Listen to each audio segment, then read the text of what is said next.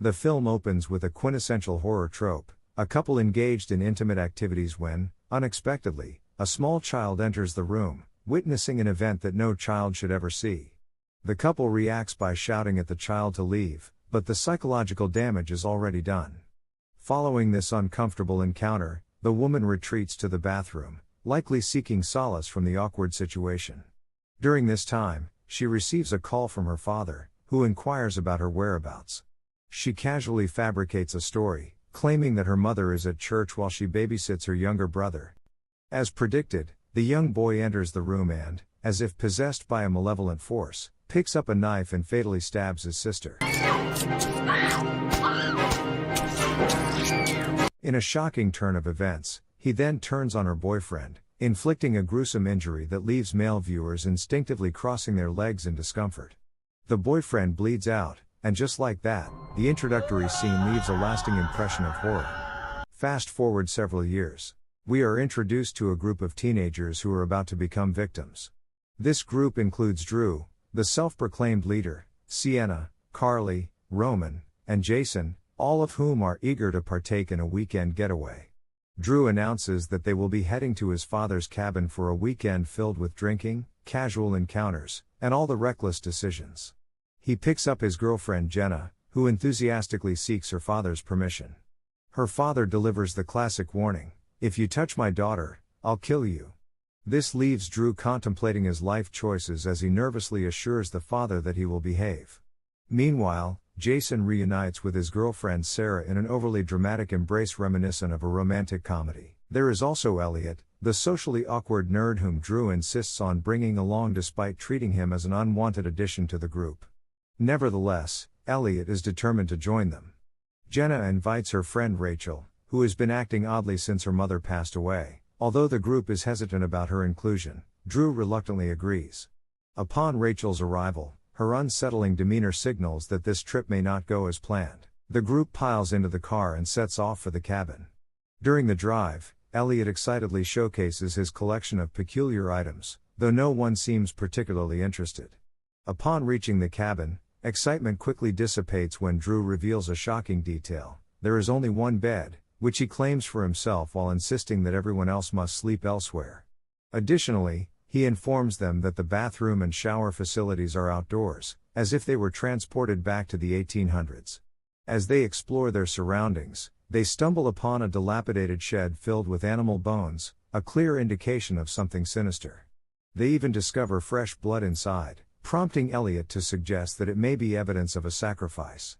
However, his warning is dismissed by the others. The girls inspect the bathroom only to find it in a state of disrepair, seemingly untouched since ancient times. Naturally, they assign Elliot the task of cleaning it due to his obvious infatuation with them. Meanwhile, Jason and Sarah sneak away to share an intimate moment. During their makeout session, Jason offers her a drink and then a smoke. She declines both offers. Not particularly astute, Jason finally asks what's wrong. Meanwhile, Jenna and Rachel sit together when Drew approaches with a clear agenda. Sensing impending relationship drama, Rachel gracefully departs. Still feeling hurt from the previous night, Drew tells Jenna that he feels she is avoiding him and questions whether she still loves him, especially after she chose to stay with Rachel instead of going to bed with him. Jenna reassures him that he is overthinking things. She explains that Rachel is not there to take her away but is simply coping with her mother's recent passing and needs support during this difficult time. Drew decides this is the perfect moment to lean in for a kiss. However, Jenna pulls away, indicating that she is not in the mood for romance in such a perilous environment. This leaves Drew feeling utterly devastated. Meanwhile, Sarah sneaks into the woods to meet Roman. Roman, acting as the group's de facto social bartender, offers her a drink, which she declines. This catches him off guard.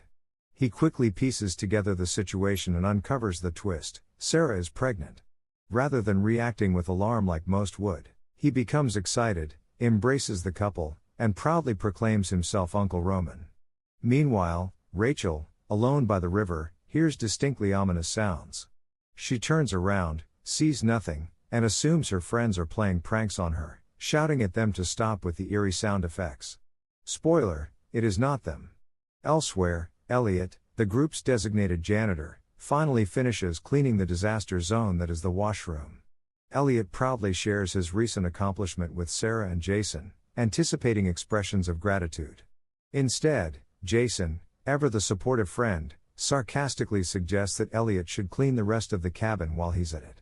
Although Elliot may survive the killer, the disrespect he faces is already taking a toll on him. In another part of the jungle, Sienna and Roman are engaged in an intimate moment when a masked killer intrudes in the most unwelcome manner. The assailant wraps a rope around Sienna's neck, choking her, before swiftly turning to Roman and ending his storyline by slashing his throat. Just like that, Roman's brief tenure as a babysitter comes to an abrupt conclusion before it even begins. Later that night, while Sarah and Jason are preoccupied with their own activities, Elliot decides to watch them from outside the window. Carly catches him in the act and immediately shifts into moral police mode. Caught red-handed, Elliot pathetically denies his actions, but Carly sees through his excuses and labels him a pervert. As she walks away, Karma swiftly catches up to Elliot. Just as he leaves, he is ambushed by the masked killer, resulting in a quick and bloody demise. The following morning, the group awakens to find that Sienna, Roman, and Elliot are all missing. Carly and Sarah take on detective roles and venture into the jungle, but they uncover no clues. Meanwhile, Drew and Jenna lie together, engaging in a deep and meaningful conversation, because murder vacations prompt profound reflections on life. Jenna confesses her desire to escape from everything, to which Drew responds as a supportive boyfriend, assuring her that he would follow her anywhere. When he asks why she feels this way, Jenna opens up about missing her mother and how her father became a strict and overbearing figure after her mother's passing. Later that night, Sarah heads to the bathroom for a moment of peace, only for an arrow to violently conclude her story. She dies instantly because, when she does not return, Jason experiences a familiar horror movie gut feeling and asks about her whereabouts.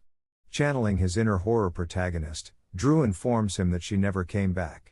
The group rushes to the bathroom only to find a scene reminiscent of a CSI episode, pools of fresh blood everywhere. Rachel, always the skeptic, suggests it might be another prank, as if they are filming an extreme version of Punk'd. However, Jenna quickly dismisses this notion, pointing out that the blood appears far too realistic. Now sufficiently unsettled, Rachel is taken to the tent to rest and alleviate her paranoia. Meanwhile, Drew and Jason venture into the jungle in search of their missing friends. They stumble upon Roman's beloved teddy bear and are left wondering what it is doing there. Just then, Roman's severed head drops down unexpectedly. Realizing their friends are not just missing but very much dead sends them into a panic mode. Fueled by horror logic, Jason begins to accuse Drew. In his mind, since the killer cannot be one of the girls, Drew must be responsible for the chaos. Naturally, when friends are dying around them, fighting amongst themselves seems like the best course of action. The argument escalates into an all-out brawl until the girls intervene, reminding them that the actual masked killer may still be lurking nearby. With tensions running high, accusations fly within the group, and who better to blame than the new girl Rachel? As the mystery guest, she becomes the prime suspect. Jenna stands up for Rachel, insisting that she could not possibly be the killer because she knows her too well. However, one must consider the implications of such blind trust in a situation where danger looms large. How well do you truly know your friends? The group rushes to the tent, calling out Rachel's name, but silence greets them. Drew steps forward, as if preparing to unveil a crime scene, and unzips the tent, only to discover Rachel's lifeless body inside, her stomach gruesomely sliced open with intestines spilling out like a grotesque Halloween decoration. This revelation dispels any lingering suspicion about her involvement in the chaos, unless she were the first ever self-dissecting murderer. Witnessing her deceased friend sends Jenna into a complete meltdown. She bolts back to the cabin, sobbing uncontrollably, with Drew following closely behind in an attempt to comfort her. However, fear and grief intertwine into something unexpected. Jenna, overwhelmed by her emotions, expresses a desire to escape her fear and simply feel something, anything. In an ill-advised decision, while the killer remains on the loose, she and Drew succumb to their feelings for each other.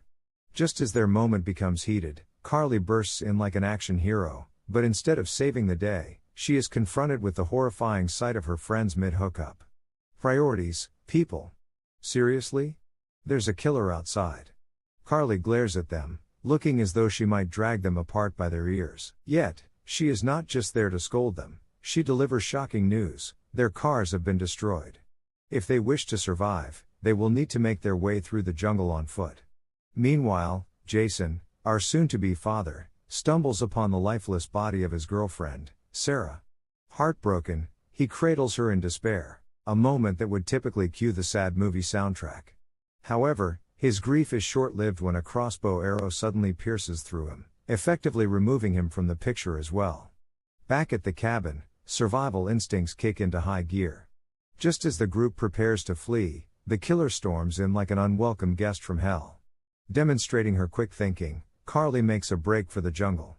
Unfortunately for her, luck is not on her side. The killer catches up with her and delivers a humiliating demise by forcing an object meant for pleasure into her mouth before ending her life. Now, only Drew and Jenna remain, the final two standing. As they devise their escape plan, a twist unfolds: the killer appears at the door.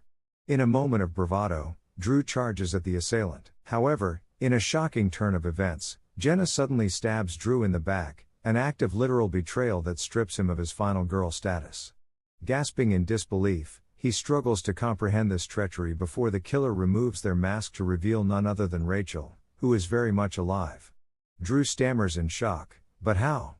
Rachel smirks like a twisted mastermind and explains her elaborate ruse: the intestines found in the tent did not belong to her but rather to a deer. In essence, she faked her death like a horror movie illusionist.